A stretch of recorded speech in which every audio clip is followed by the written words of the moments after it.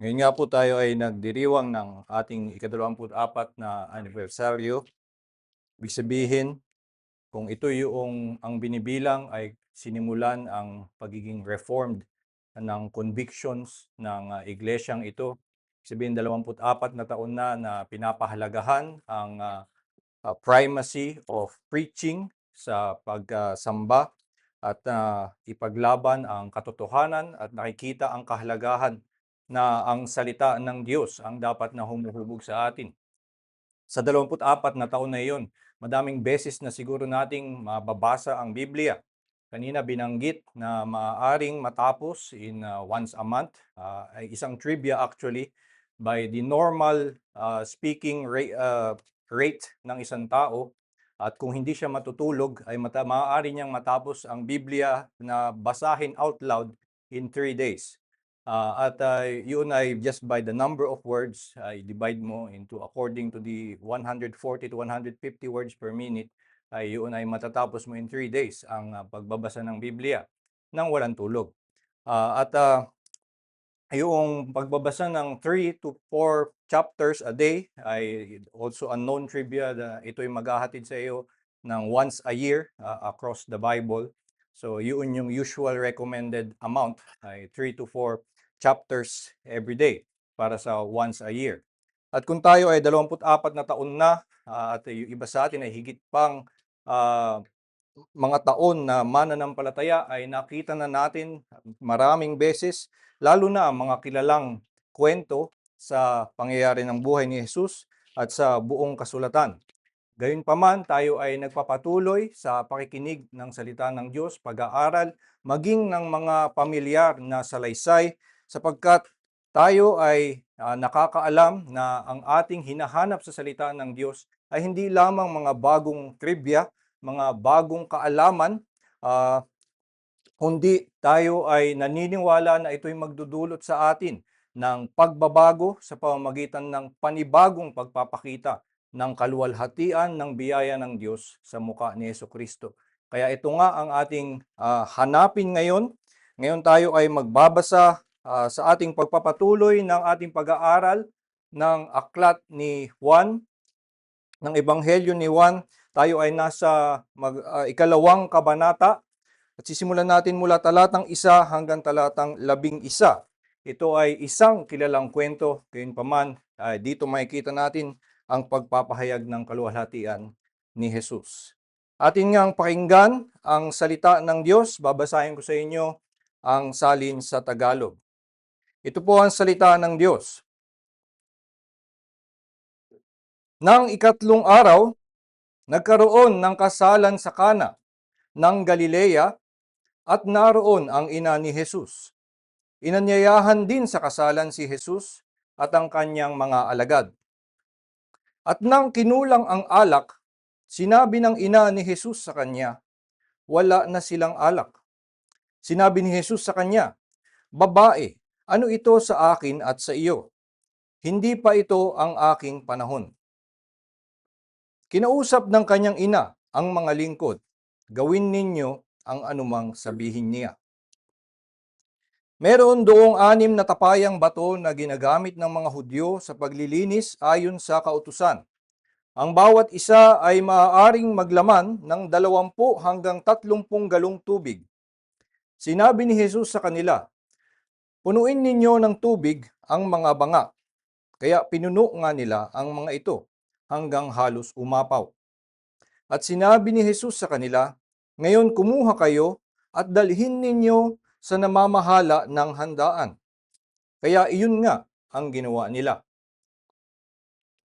Nang matikman ng namamahala ng handaan ang tubig na naging alak na, dahil hindi niya alam kung saan ito nanggaling, bagamat alam ng mga lingkod na kumuha ng tubig, tinawag niya ang lalaking bagong kasal at sinabi sa kanya, "Karaniwang inihahain muna ng tao ang mataas na uri ng alak at saka pa lamang ihahain ang mababang uri nito kapag ang lahat ay lasing na.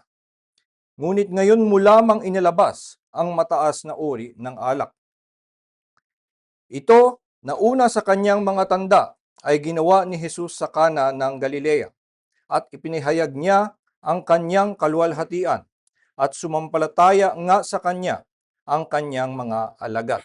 Pagpalain nawa ng Diyos ang pagkabasa ng kanyang salita. Tayo po ay sandaling manalangin. Ama naming Diyos, kami nga ngayon ay naghahangad na mula sa iyong salita, muli mangusap ka sa amin at ipakita mo sa amin ang kaluwalhatian ng inyong anak na nagtuturo ng biyaya na mula sa iyo na nagdadala sa amin sa kaligtasan at sa kaluwalhatian. Tulungan mo nga kami, Panginoon, na maunawaan ang inyong mensahe sa mga salitang ito. Huwag sana kaming mabulag ng aming pagkapamilyar sa salaysay na ito, kundi kami makinig sa iyong Espiritu, matuto kami na maging bukas sa iyong pagtuturo nang sa gayon kami ay makakita ng panibagong tikim ng iyong kaluwalhatian sa mukha ni Jesus at muli mapalakas ang aming pananampalataya. Ito po ang aming dalangin sa pangalan ni Jesus. Amen. Ito nga ang ating binasa, ang pamilyar na kwento ng paggawa ni Jesus mula sa tubig ng mga alak. At ito ay kinikilala na kanyang unang himala. Una sa mga ginawa niyang himala na madami naman tayong alam na mga ginawa ni Jesus sa tagal nating pakikinig ng mga kwento na isinasalaysay tungkol sa kanyang mga ginawa nung siya'y nandito sa lupa. Ngunit ito ba ay isa lamang isang simpleng himala? Kadalasan dito nauuwi ang mga pangangaral tungkol dito, ang ating mga pagninilay-nilay. Nakita natin na si Jesus ay may nagagawa na higit kaysa sa isang ordinaryong tao. Kaya tayo ay maniniwala sa Kanya dahil si Jesus ay nagpapakita na siya ay makapangyarihan. Pero ganun ba talaga? Meron ba talagang ganitong epekto sa atin ang mga salitang ito? Maaari tayong magpakatotoo kapag ba pinag-iisipan nyo na si Jesus ay kayang gumawa ng alak mula sa tubig, kayo ba ay nagkakaroon ng matinding kaligayahan at nasasabi nyo, aba, napakagandang balita nito para sa akin. Dahil si Jesus ay kayang gumawa ng alak, ako ngayon ay merong kumpiyansa na ako'y maliligtas mula sa aking mga kasalanan. Hindi ba ito isang absurdong kaisipan na para tayo ay mapalakas sa ating pananampalataya ay ikakamangha lamang natin yung kanyang para bang magic trick doon sa party na ginawa. Ito nga salaysay na ito ay naging isa ng kilalang kwento tungkol kay Jesus na maging mga hindi mananampalataya, ginagawa itong biro. Madami sa mga pelikula sa Hollywood ay gumagawa ng mga reference tungkol dito. Basta merong magician doon, minsan gagawa siya bigla ng wine out of water. Ginawa ito ni Doctor Strange sa isang pelikula. Ginawa ito sa pelikulang Now You See Me. At pinapakita na ito ay isang madali lang na trick na gumawa ng alak mula sa tubig.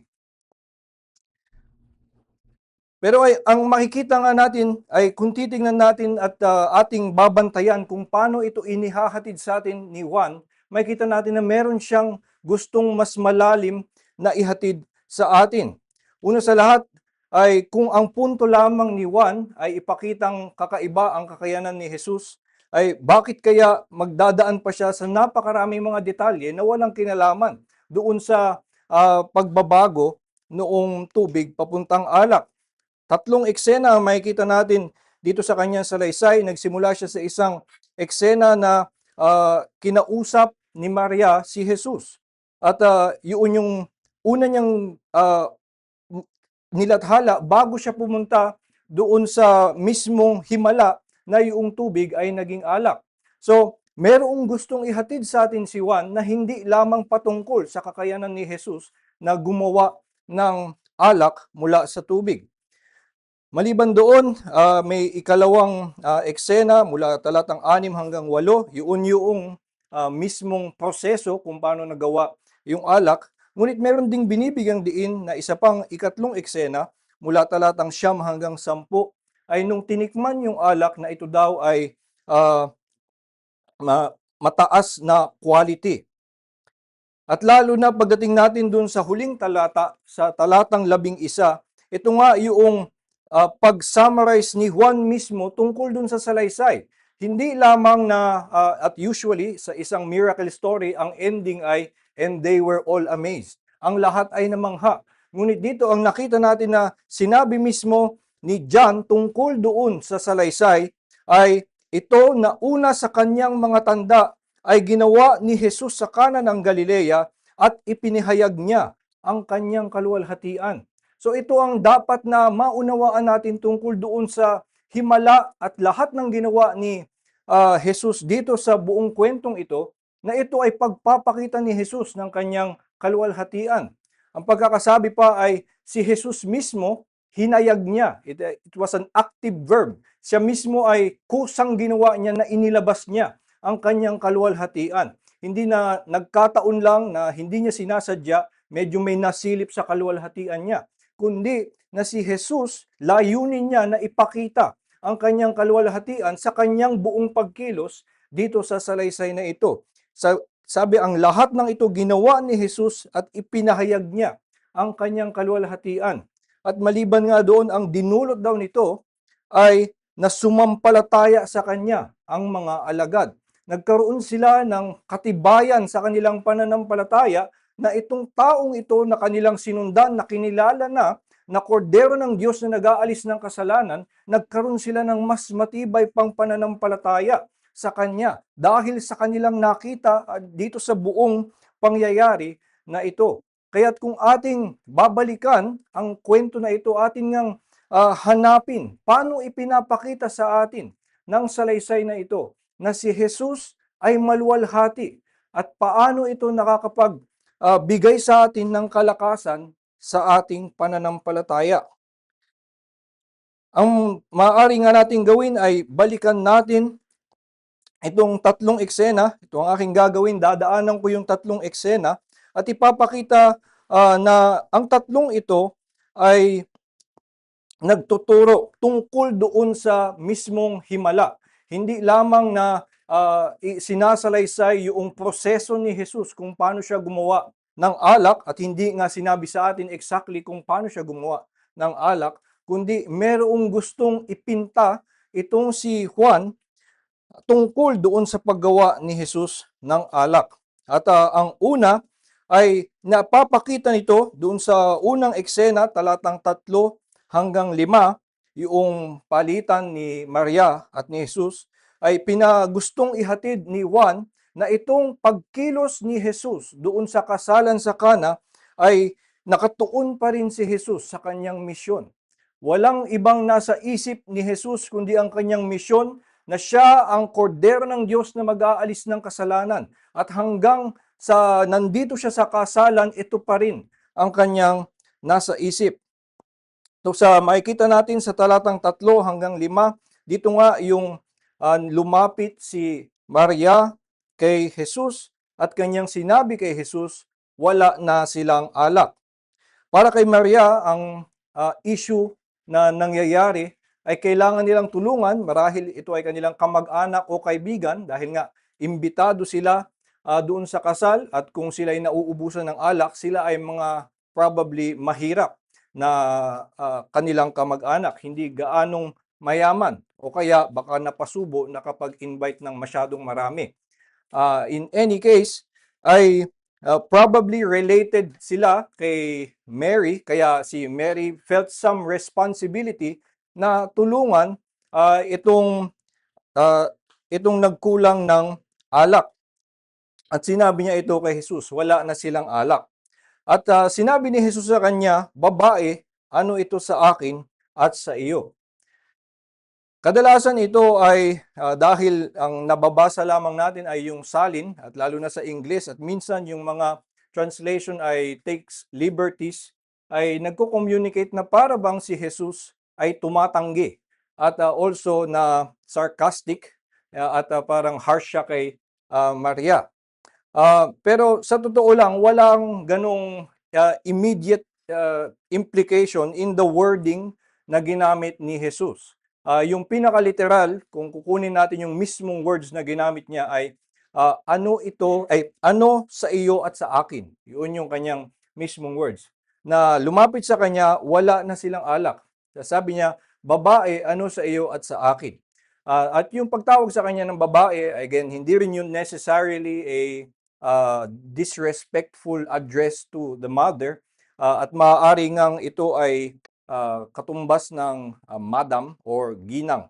At sa ibang Tagalog translation, yun ang kanilang ginamit, ginang. So, dito sa kanyang sinasabi, hindi siya tumatanggi. Kundi, kasi kung isipin natin pala na si Jesus ay tumatanggi, parang nagbago siya ng isip. At dahil lamang pinilit siya ng kanyang ina. At yun nga yung naging interpretasyon ng maraming Katoliko. Ganito nila binibigyan ng depensa yung pagtuturo na tayo ay lumapit kay Maria at manalangin tayo sa kanya kasi si Maria hindi siya matanggihan ni Jesus. Kapag si Maria ang nanghingi, kahit hindi pa oras ni Jesus, ay gagawin niya. So, yun yung kanilang naging pagbasa. Pero hindi nga noong sinabi ni Jesus na ano ito sa akin at sa iyo. Hindi ito isang pagtanggi, ngunit isang pagtuturo. Na tinatanong niya ngayon kay Maria, ano ang tingin mo dito? Bakit mo ako dinadamay? Sinusuri niya ang pag-unawa ni Maria sa gagawin ni Jesus. At hindi na si Jesus ay mapipilit at hindi ganoon si Jesus, kundi na gusto niyang ipaunawa kay Maria na hindi ang yun lamang party ang kanyang concern o yung kanyang ina ang kanyang concern. At makikita natin yun dun sa kanyang isunod na sinabi, hindi pa ito ang aking panahon. At dito sa kanyang pagkakasabi, makikita natin ang mas nasa isip ni Jesus ay yung tinatawag niya na kanyang panahon o ang kanyang oras, my hour. Meron tayong kasabihan sa Ingles, ang tawag natin sa or sinasabi ng mga manggagawa, kapag hindi sila maaaring abalahin sa kanilang trabaho dahil nandun pa sila sa naka-time in pa sila, ay sinasabi nilang I'm still on the clock. So nandun pa ako at naka-oras pa ako. So ako'y binabantayan pa sa aking oras at ito pa ang nasa isip ko. Hindi ako maaaring lumihis dito sa aking ginagawa dahil ako ay nandito pa sa aking misyon. At dito sa sinabi ni Jesus, my hour has not yet come, ay parang ganun ang gusto niyang iparating. Na kung ikaw, ang pananaw mo na ako'y idamay dito sa sitwasyong ito, ay para lamang magligtas ng kaibigan from embarrassment, ay kailangan mong maunawaan na hindi ako ganito. Pinapaunawa niya kay Maria na at kung ito'y pinarinig niya sa kanyang mga disipulo, ito ay pagpapahayag ng mas malalim na misyon ni Jesus. Na si Jesus ay nakatuon sa kanyang misyon kahit saan siya naroon, ay ito ang kanyang inaatupag. Makikita natin mismo yan kay Jesus at sinabi niya mismo na ganito talaga siya. Una sa Mark chapter 1 verse 35, pagkatapos na siya ay dinudumog ng mga tao para ang mga tao ay lumalapit sa kanya at nanghihingi ng himala na sila ay pagalingin, si Jesus ay tumabi muna, nagtago sa isang bundok at nanalangin. At nung natagpuan siya ulit, dahil natapos na by dawn, ay natagpuan siya ulit ng kanyang mga alagad. Sinabi sa kanya ng mga alagad na, asan ka? Bakit hinahanap ka ng lahat? At sabi niya na tara tayo'y pumunta na sa ibang mga bayan dahil ako ay naparito para ipangaral ang kaharian ng Diyos. So, si Jesus ay merong ganitong focus palagi sa kanyang oras, meron siyang focus sa kanyang misyon at ito ang magdadrive sa kanya at ito yung nais niyang iparating kay Maria at ito ngayon ang nais iparating ni Juan sa atin na ipakita na si Jesus sa kanyang misyon ng pagliligtas ay hindi mo maaalis, hindi mo siya madidistract. Ito ang kanyang inaatupag sa kahit anong panahon at kaya dapat natin siyang pagtiwalaan. Ito'y nakakapagbigay sa atin at nauunawaan natin kung bakit ang mga alagad ay napalakas sa kanilang pananampalataya nung makita nila na si Jesus ay nakatuon sa kanyang misyon ng pagliligtas. Ito nga ang sinabi ni Jesus maraming beses dito sa aklat ni Juan. Sasabihin niya na my food is to do the work of my Father. At yung for this is the work of my Father that you believe in the name of the Son. Ito ay yung gawa ng Ama. Ito ang aking ginagawa. So ang pinapakita dito ay hindi na si Jesus ay isang masunuring anak ng kanyang ina, kundi masugid na nag-iisang anak ng Ama sa langit. Si Jesus ay nakatuon lamang doon sa kanyang misyon na kanyang pinagbabaan mula sa langit. At ito rin ang kanyang sinasabi mismo sa John chapter 6 verse 37 to 39. Doon nagbibigay ng pagpapalakas ng loob si Jesus na kanyang ipinapangako, lahat ng ibinigay sa akin ng Ama, lahat sila ililigtas ko, walang mawawala. At sinabi niya sa verse 38 na sapagkat ako'y naparito hindi upang gawin ang aking sariling kalooban, kundi natupdin ng kalooban ng aking Ama na nasa langit. At ang kanyang kalooban ay na maligtas ang lahat ng ibinigay sa akin. So ito ang yung sinasabi ni Jesus na siya mismo ang nagpaliwanag, siya ay nakafocus doon sa kanyang misyon. At ito yung kaluwalhatian na nasaksihan ni na Juan. Nakita nila na sa pagkilos ni Jesus at yung na kumikilos sa kanya kaya siya gumawa ng isang himala sa Kana ay hindi lamang na gusto niyang magpakitang gilas sa mga lasing na attendant ng mga kasal, kundi nais niyang ipahayag ang kaluwalhatian na ito yung kanyang misyon na magligtas ng mga makasalanan. At kaya nakikita natin doon sa pagkakapinta ni Juan kung bakit ito magtutulong sa pananampalataya ng isang alagad. Kung makita nila yung kanilang Panginoon, yung kanilang tagapagligtas na talagang masugid, masipag siya na ito ang kanyang inaatupag. Nakatutulong ito na palakasin ang kanilang pananampalataya. Ngunit hindi lamang yon, pagdating natin sa dalawang eksena, hindi lamang pinapakita na si Jesus ay mayroong sipag, sigasig doon sa kanyang misyon, kundi meron siyang matinding kapangyarihan na mas maisagawa ito. At ito yung makikita natin doon sa ikalawang eksena sa talatang 6 hanggang 8. Dito sa talatang 6 hanggang 8, makikita na natin kung paanong yung tubig ay naging alak. At sinimulan ito na ni Juan, ang kanyang kinuwento ay na meron daw 6 na tapayang bato o banga na bato na ginagamit ng mga Hudyo sa paglilinis ayon sa kautusan. At ito yung material na ginamit ni Jesus para gumawa ng alak. Hindi pinaliwanag ni Juan exactly kung para saan. Madaming mga plausible explanation. Isa ay at least napapatunayan nito na yung mga tapayan na iyon, yung mga banga na iyon ay hindi props na inanda ni Jesus para sa kanyang magic trick. No, ito ay tapayan na ginagamit ng mga Hudyo at kilala na ito ay para doon at hindi maaaring ito ay nilagyan ng pag nilagyan mo ng tubig, instant wine. So hindi na ito'y inihanda na doon, kundi ito ay isang tapayan na nakahanda na para doon sa seremonya ng mga Hudyo. Ay maaari din na naisipakita ni Juan na si Jesus ay mayroong autoridad na gamitin ng isang yung ceremonial jar para sa kautusan ng batas at ito ang kanyang gagamitin upang magkaroon ngayon ng nagpapaligaya sa isang party, hindi na sa ceremonial na paghuhugas na idinagdag ng mga Hudyo sa kanilang mga practices, kundi ito'y ginamit ni Jesus para sa kanyang pagbibiyaya ng kaligayahan dito sa kasalan na nangyari sa Kana.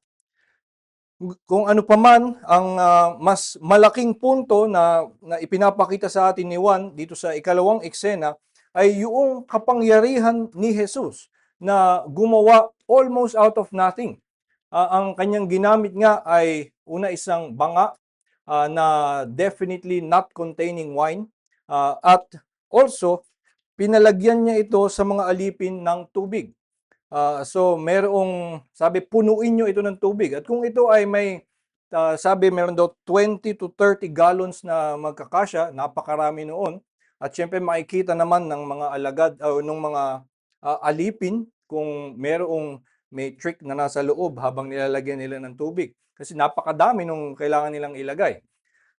So, uh, gamit ang banga na definitely not containing wine at gamit ang tubig na definitely not wine, ay nagkaroon ng wine. At hindi na sinabi ni walang ginawa si Jesus, halos wala siyang sinabi, walang incantation, kahit ano sinabi lang na ibigay nyo doon sa tagapangasiwa nitong kasalan.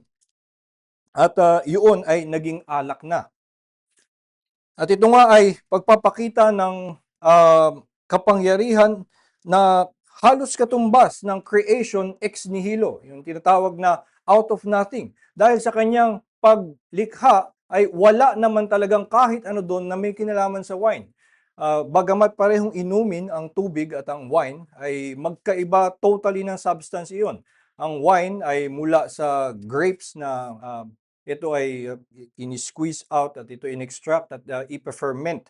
So, hindi lamang na merong fresh grapes na nagawan ni Jesus ng paraan para maging wine agad. So, hindi na punuin nyo ng mga ubas yan, tapos magiging wine na agad. Kundi nilagay niya ng tubig. Something completely different at ito ay naging alak. So, ito nga ay nagpapakita ng matinding kapangyarihan ni Jesus at maaari na sa pagkakasalaysay ni Juan, nais talaga niyang ihatid na itong kapangyarihan ni Jesus ay di pangkaraniwan, kundi maaaring maihanay sa kapangyarihan ng manlilikha. Sa lumang tipan, makakakita tayo ng ilang mga himala na maaari nating maihambing o siguro mas mainam na sabihin maaari nating maiiba doon sa ginawa ni Jesus. Isa yung kay Moises na siya ay sa pamamagitan ng bato doon sa Horeb at yung isa pang bato na kanyang hinampas ng kanyang staff ay nagkaroon ng tubig na maiinom yung bayan ng Israel. At dito ay ang pagkakapareho ay si Moises ay nagbigay din ng maiinom sa mga taong nawalan ng inumin. Pero dito si Moises ay naiiba dahil siya ay kumilos mula sa kanyang pagkahiya. Dahil siya ay inaaway ng mga Israelita, siya ay pinipressure, bakit mo kami dinala pa, wala kaming mainom, bigyan mo kami ng mainom na tubig.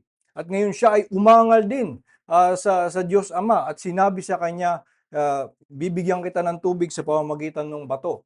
At makikita natin yung pagkakaiba, si Moises ay kumikilos out of social pressure habang si Jesus ay kumilos nga out of his gracious na intention to provide joy to these people who are socially embarrassed, and also na ito'y hindi out of any pressure, also in line with his mission na siya ay magligtas ng mga makasalanan dahil ang nais niyang gawin at ang kanyang intentionally ginagawa sa kanyang ginagawang himala is to reveal the glory of God, to reveal His own glory na nasa kanya. So ito ay si Jesus kumikilos with full volition, with pure motivation, out of good pleasure, at hindi na siya ay napilitan lamang na hindi kagaya ni Moises. Ang isa pang sa lumang tipan na maaaring maihambing ay si Elijah. Ito naman, kaya ako ito naisip na i-connect ay dahil doon sa jar. Si Elijah sa 1 Kings 17, mayroong salaysay na mayroong isang babaeng balo na wala nang makain, pero hiningan ni Elijah ng pagkain. At sinabi ng babaeng balo na wala na akong kahit ano, ito na lang konting natitira ko na oil at konting natitira ko na harina dun sa konting jar. na sinabi, sige, paggawa mo ako. Pero sinasabi ko sa iyo na yung jug of oil and your jar of flour ay hindi mauubusan hanggang magpadala ang Diyos ng ulan. So, ito ay gumamit din ng jar, nag-provide graciously to someone. Pero ito ay ang pagkakaiba. Una, ang ginamit na jar ay jar of flour at hindi jar of dirt na naging miraculously flour. At yung oil ay nagkaroon lang din ng pagdami ng oil. So hindi kapareho yung kapangyarihan na naipapakita. And also, yung ginawa ni Elijah ay isang para sa kanyang sarili dahil gusto niya makakain. Ito'y nakatulong din sa kanya. Itong ginawa ni Jesus ay hindi katulad ni Elijah. Muli nga, yung kanyang jar of wine ay nagmula sa isang jar of water. So makikita natin na naiiba itong ginawa ni Jesus sa lahat ng mga ginawa ng mga naunang propeta. At ang pinaka maihahanay natin na kamuka ng paggawa sa tubig ay yung ginawa sa Genesis 1. Nang ang Diyos ay nilikha ang buong sanlibutan, that God made the heaven and the earth was without form and void, and darkness was over the face of the deep, and the Spirit of God was hovering over the waters. And God said, "Let there be light," and there was light. Halos gayahin ni John ang grammar noong Genesis 1. Kaya kung makita natin na mayroong madaming tubig at kumikilos si Jesus over water at siya'y lumikha, halos inalis na lang niya yung "let there be wine" and there was wine. Pero nung sinabi niya sa mga alipin na gawin nyo to, and this is what they did. Parang ginagaya ni Juan at sinasalamin niya yung grammar ng Genesis 1. At ito ay nauna nang ginawa ni Juan sa John chapter 1. In the beginning was the Word, and the Word was with God, and the Word was God. He was in the beginning with God, and without Him was not made anything that was made. So ito ay sinabi na ni Juan at ngayon inihahayag niyang muli, pinapakita niya kung saan niya ito nasaksihan na si Jesus ay may ganitong kapangyarihan, may ganitong kaluwalhatian na kumikilos siyang parang ang manlilikha. At kaya nga ito ay nakapagpapalakas ng pananampalataya. Hindi lamang na may kakaibang kapangyarihan o siya'y pinagkakalooban ng Diyos ng mga tanda. Ibig sabihin, maniwala tayo sa kanyang mga pangako tulad ng maniwala tayo sa ibang mga propeta noon na nagpapakita din naman ng mga tanda. Kundi si Jesus ay nagpakita ng kapangyarihan na kahanay ng manlilikha. At ito ang kailangan natin para sa ating kaligtasan. Dahil tayo ay balot at bulag sa kadiliman, ang kailangan natin ay ang kapangyarihan ng manlilikha na muling tumawag ng ilaw sa kadiliman ng ating puso. Kaya ito ang nagpapalakas ng ating pananampalataya kay Jesus na makita siyang gumawa ng alak mula sa tubig dahil ganitong klaseng kapangyarihan ang kailangan para tayo ay maligtas. Na siya ay gumawa ng mga pusong laman mula sa pusong bato, na siya ay gumawa ng mga mananamba mula sa mga rebelde, na tayo ay mabigyan ng pusong umiibig sa ating mga kapwa, bagamat tayo ay mga magagalitin at sa ating kalikasan ay mapanghamak ng ating mga kapwa. Ito ang kapangyarihan na meron si Jesus, at kung siya ang mag-aalis ng ating kasalanan, maaari tayong magkaroon ng katiyakan na lubusan niya nga itong magagawa dahil ganito ang kanyang kapangyarihan. Kaya dito pa lamang mauunawaan na natin kung nakita nila na itong si Jesus ay masigasig sa kanyang misyon at makapangyarihan sa kanyang pagkilos, ay nakikita na natin kung bakit ang mga alagad ay napalakas sa kanilang pananampalataya. Ngunit higit pa doon ay naidagdag pa, at kaya lalo talagang ang mga alagad ay nagkaroon ng napakatibay, mas naipalalim pa sa kanilang pananampalataya.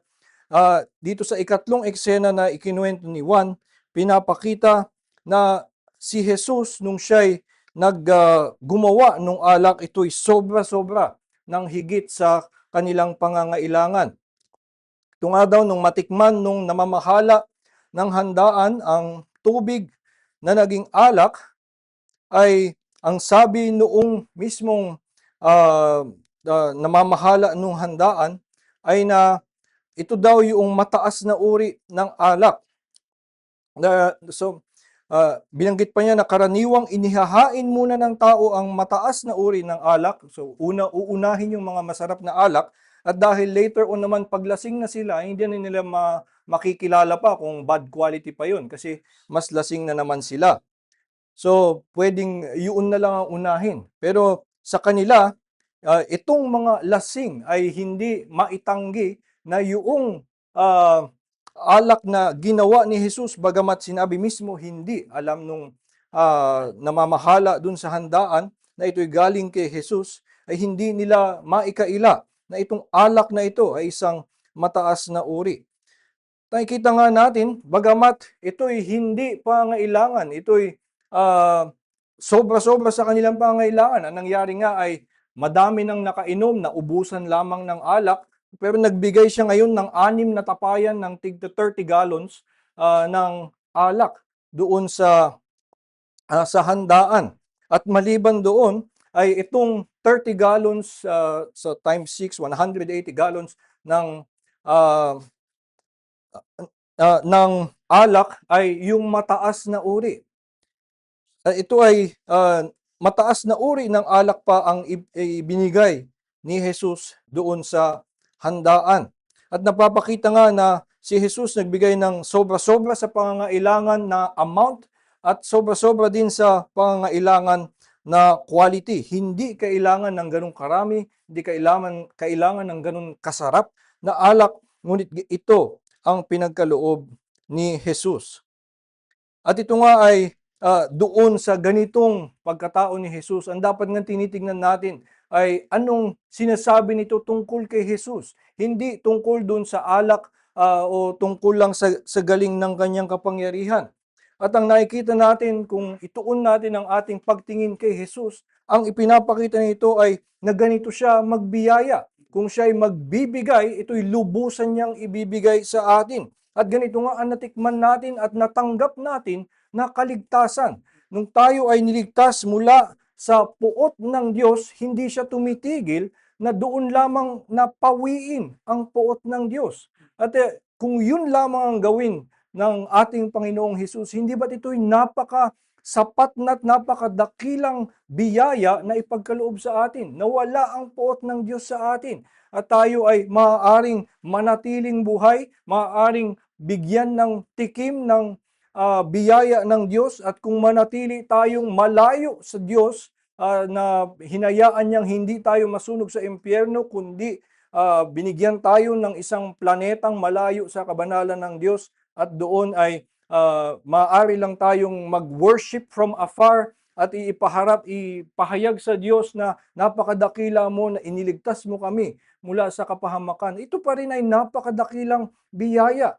Pero ito nga ang lubos-lubosang pagbibigay ni Jesus ng kanyang biyaya, na hindi lamang ganun ang ating kaligtasan, kundi bibigyan din niya tayo ng buong kabanalan. Sa ating buong paglakad dito, lahat ng mga natitira nating kasalanan ay kanyang aalisin, sapagkat ito nga ang kanyang misyon bilang kordero ng Diyos. Siya ang mag-aalis ng kasalanan. At sa pag-aalis ng kasalanan, ang dulo nito ay nadalin tayo sa kaluwalhatian at walang hanggan na ating masisilayan ng malapit ang ating Panginoon. Makikita natin siya ng mukhaan at iniimbita pa tayo na umupo sa kanyang trono, na makasama siya at umawit sa kanyang harapan, at siya rin ay aawit sa atin. Kaya nga ganito ang nakikita natin, at tingin ko, bagamat hindi binanggit ng tahasan na ni Juan, ay maaari nating sabihin nung nakita nila ito na ganito kumilos si Jesus, ay kanilang napagtanto, itong tagapagligtas ko, itong kordero ng Diyos. Tandaan natin na yun ang kanilang nakilala, na itong pinakilalang kordero ng Diyos ni John the Baptist, itong mga alagad, ito yung mga sumunod sa kanya, na kinilala siya bilang kordero ng Diyos. At so nung nandito sila, itong mag-aalis ng aking kasalanan na kordero ng Diyos, ganito siya magligtas. Siya ay porsigido sa kanyang misyon simulat sa una at sa kahit anong oras, at yung kanyang kapangyarihan ay lubusan na may kakayanan para maihatid at maidala sa atin ang kaligtasan kanyang ipinapangako.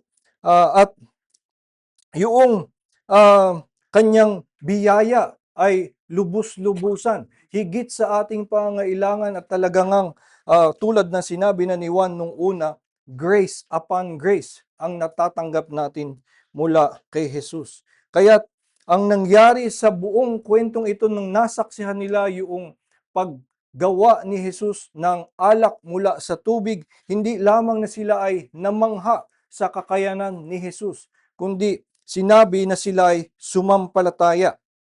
Kaya nga dito nagkakaroon ako ng confidence na nasabihing yung mga alagad ay nakita itong pangyayari na ito, na nagtuturo sa kanila tungkol sa kanilang kaligtasan, tungkol sa kanilang sa pag-aalis ng kanilang kasalanan.